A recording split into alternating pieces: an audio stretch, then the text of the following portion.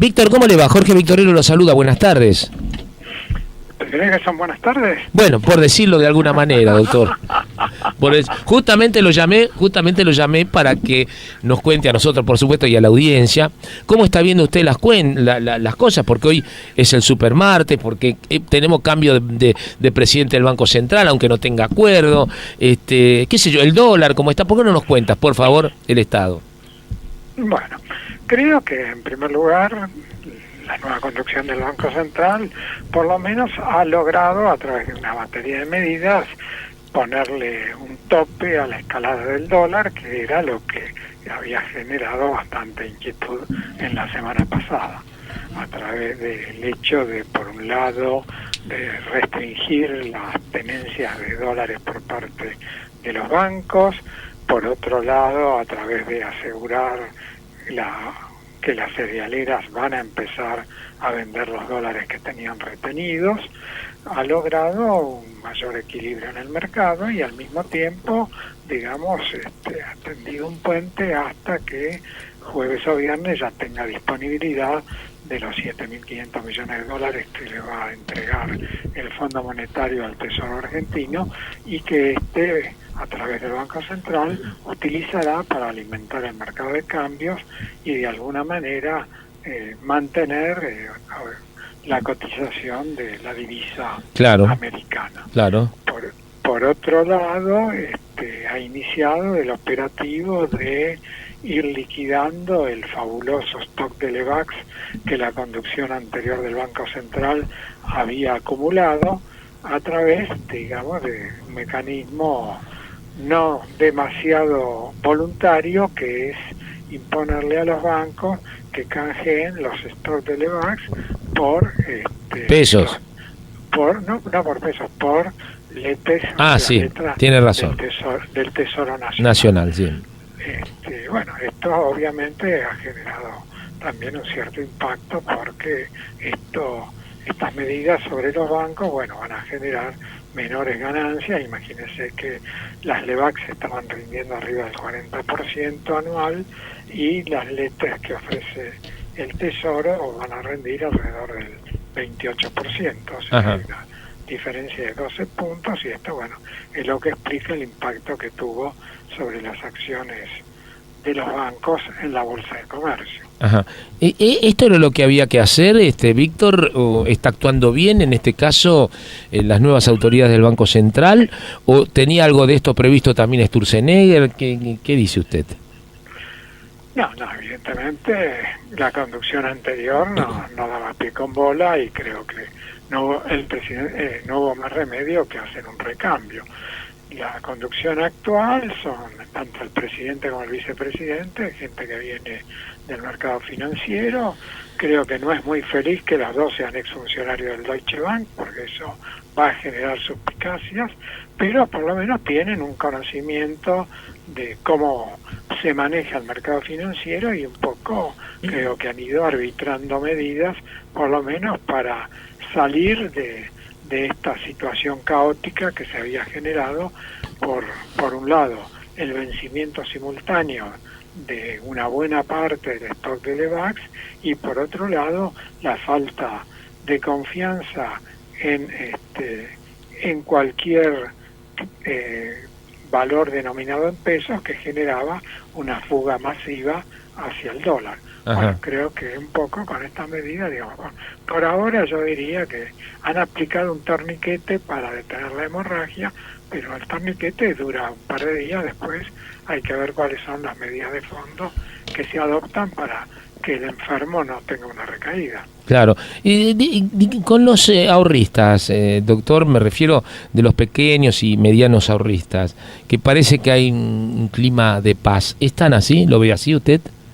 Distinto, lógicamente, a los más grandes, ¿no?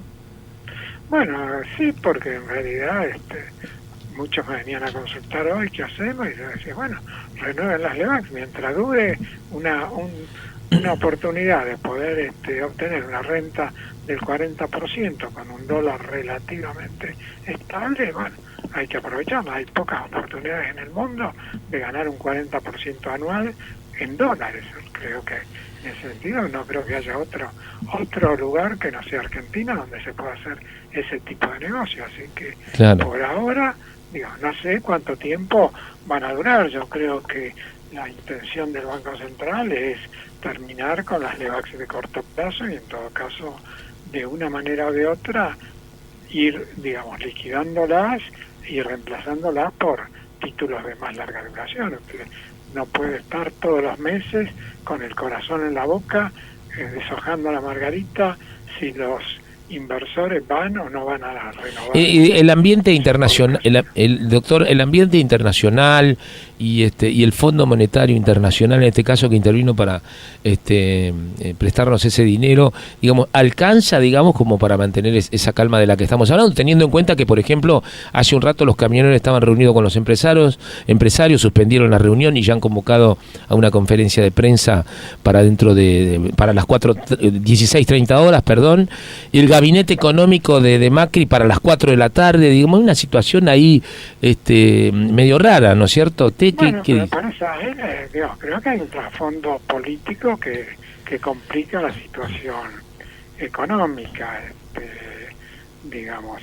y el contexto internacional tampoco ayuda mucho a partir de que las tasas de interés en Estados Unidos y en Europa han aumentado y eso actúa como un incentivo para la salida de capitales de los países emergentes, no solamente de Argentina. Claro.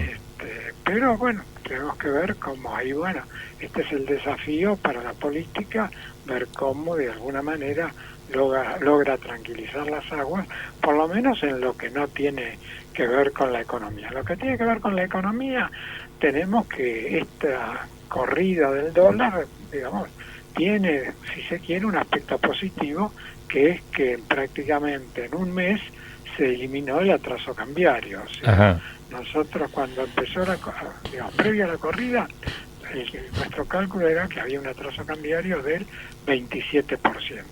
Hoy ese atraso cambiario se ha reducido a un 11%, o sea, para volver a tener el tipo de cambio de diciembre del 2015, que en realidad es el único momento en el cual hubo un tipo de cambio realmente flotante, porque después el cepo cambiario, a partir de abril o mayo del 16, fue reemplazado por el cepo financiero. Claro. Por lo tanto, acá solamente hubo libre fluctuación en diciembre y los primeros meses de 2016. Bueno, sí. Para volver a ese dólar, hoy la divisa tendría que estar en 30 pesos, o sea que estamos bastante cerca sí, esos niveles. ¿Y esto qué implica? Esto implica que van a caer drásticamente las importaciones, que en los últimos meses venían inundando la plaza, que va a haber mejor oportunidad para exportar. Creo que en ese sentido la designación de Dante Sica como ministro de Producción es una buena señal para la industria y los servicios. El tema es que lo dejen hacer, dijo un expresidente argentino. Bueno, eso obviamente depende, si Dante se tomó 24 horas para aceptar, que aceptó, quiero creer que le dieron algunas garantías. Pero al margen de lo que él haga o deje de hacer, está el dato duro de que con este tipo de cambio, otra vez, después de 2 años, las exportaciones industriales y de servicios pueden volver a ser competitivas, que seguramente vamos a tener menos importaciones y esto va a ayudar a reducir el déficit de la balanza de cuenta corriente, que era uno de los graves problemas que estábamos teniendo. Por lo tanto, esto va a servir para reacomodar un poco las cuentas del sector externo, remontando un poco esta situación que se venía viviendo. Y también es cierto, esto no le gustará a la mayoría de los oyentes. Pero justo lo que le iba a preguntar, ¿qué le espera qué le espera, digamos, a los oyentes, la clase media, y qué tienen que esperar, porque se habla, lógicamente. Y bueno, y acá viene, bueno, yo hasta ahora le dije lo bueno que quiere. Y no. No, díganos todo como siempre, doctor. Y obviamente va a haber menos turismo al exterior, al revés, posiblemente tengamos mayor cantidad de turistas viniendo de afuera. Esto, bueno, implica que vamos a tener menos gasto de divisas y mayor ingreso de divisas, que, bueno, va a hacer, junto con la mejora en la balanza de cuenta corriente, bueno, vamos a tener un mejoramiento en las cuentas del sector externo. Y la parte evidentemente negativa es que evidentemente la devaluación se va a hacer sentir sobre el precio de la canasta de consumo, ya se está haciendo sentir sobre la harina, el aceite, la carne. Y sobre los salarios ni que hablar, por supuesto, ¿no? Y bueno, y va a reducir el poder de compra de los salarios. Fíjese que, por ejemplo, en La Plata, doctor, hará un par de horas, la justicia le ha ordenado al gobierno de la provincia de Buenos Aires, con respecto al conflicto que tienen con los docentes, que se aplique la cláusula gatillo. ¿Qué tal? Sí, bueno, pero digamos, eso... Sí, se podrá apelar, se podrá ver, pero no deja de representar Está bien, pero el tema es que existe la cláusula gatillo, es decir, hasta donde yo sé, los docentes no firmaron, así que no sé qué claro, por eso. Cláusula gatillo del año pasado, porque hoy debe de ser. No hay ningún convenio que los docentes hayan firmado, así que en realidad al revés. El gobierno de la provincia todos los meses da un aumento unilateral porque los docentes no aceptan, digamos, firmar ningún convenio. Así que no conozco en detalle el fallo, pero en principio me llama la atención porque en este momento no hay ningún convenio vigente para el sector docente. Claro. Y veremos. La verdad que la situación está tan complicada y, como usted dice, resta decir o preguntarle, ¿no es cierto? ¿La economía va de la mano de la política, doctor? Bueno, tiene algún parentesco, pero por lo menos, digamos, nosotros hace bastante tiempo existe la idea entre los políticos que la política puede manejar la economía, y me parece que la economía se está tomando la revancha. Tanto bajo el gobierno anterior como bajo este gobierno se pensó que desde la política se puede hacer cualquier cosa y que la economía se subordina. Y bueno, esto ocurre en el corto plazo, pero de vez en cuando la economía se toma la revancha y me parece que estamos justamente en un periodo de esas características donde es mejor, creo yo, que hay que atender a los ruidos que vienen de la economía y que no se resuelven solamente con política. Es decir, podemos distraer la atención de la gente, podemos rezar porque el jueves Messi se inspire y podamos festejar algo, pero, la verdad que ya que ni con el mundial nos alcanza. Sí. Pero la economía más tarde o más temprano se toma la revancha.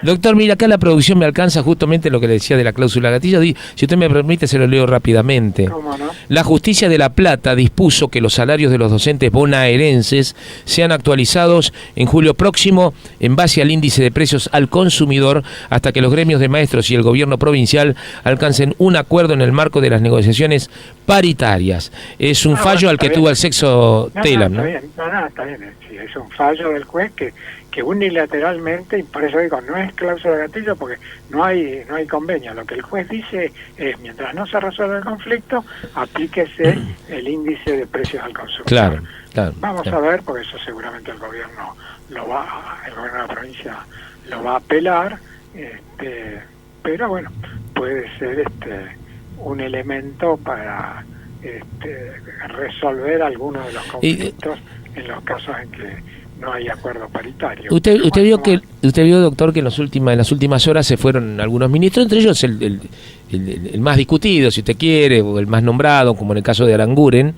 Y yo escuchaba que estuvieron con el presidente Macri, él y Cabrera y demás, y entonces dice que se va el ministro que hizo lo que tenía que hacer.